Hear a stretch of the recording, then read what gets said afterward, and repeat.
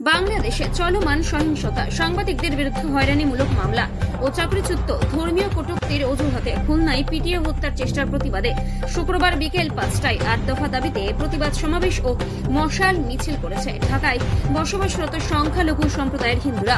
কর্মসংস্থানে হয়রানি বন্ধ ও দোষীদের দৃষ্টান্তমূলক শাস্তির দাবি করেছেন সনাতন অধিকার মঞ্চ এর উপদেষ্টা অধ্যাপক অশোক তরু। উক্ত অনুষ্ঠান সঞ্চালনা করেন বাংলাদেশের সনাতন পার্টির সাধারণ সম্পাদক এড সুমন কুমার রায়। বাংলাদেশ হিন্দু পরিষদ কেন্দ্রীয় কমিটির সভাপতি দীপঙ্কর শিকদার দীপু বলেন,